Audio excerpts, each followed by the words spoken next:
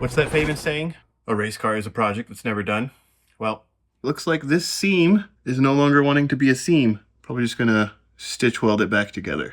It's happening on the other side, just not as bad. And then this is actually what I noticed first. That's starting to come apart.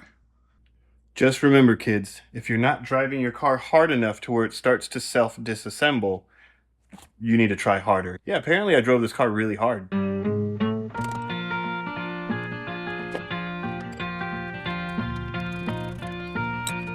I'm throwing the suspension together, that way I can roll the car around. Still going to fix the welding spots, but I don't need it on the quick jacks anymore. And then also, I threw in some broken axles, just the outer part of the joints, that way I can roll it around without destroying my wheel bearings. And I threw on my wife's old traction bar front cross member because I gave her mine.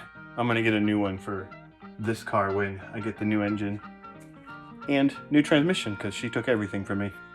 Isn't that how marriage works? At this point, I've kind of come to the realization that I need to get one of those, a finger sander. I don't know, it's like a little belt sander that's really like about the size of your finger. I got this all cleaned up. I went up here. I was like, oh, there's more splitting up here, more around here. I'm like, okay, well, I'll just redo this, or essentially just weld that plate in because the upper control arm's been hitting here. And then I noticed something. Yeah, it's just completely through there. And that's when I came in here, and I know I had that little tiny crack. And the little tiny crack turned into kind of an everywhere.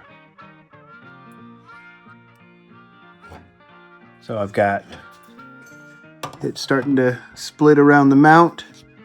It's starting to split on this side. That's where the light shines through. I saw some gaps up here. And now I know some of you might be thinking, well, didn't you crash on this side? I did. However, this side, which doesn't have anywhere near the same amount of crash or even like hitting while on track, that side got most of the hitting, has the same cracks in almost the same place. So I'm going to be peeling back all of the seam sealer on this side, and I'm going to be doing some stitch welds throughout here to keep the car from falling apart. Then I'm going to throw some seam sealer back on it, and I don't know what I'm going to do with the paint yet, but I might do something with that. We'll see. Well, I went and got me one. Let's just say it works really good. This is saving some time. So I got a lot of the cracks taken care of. You can see that one's a pretty decent gap from what it was.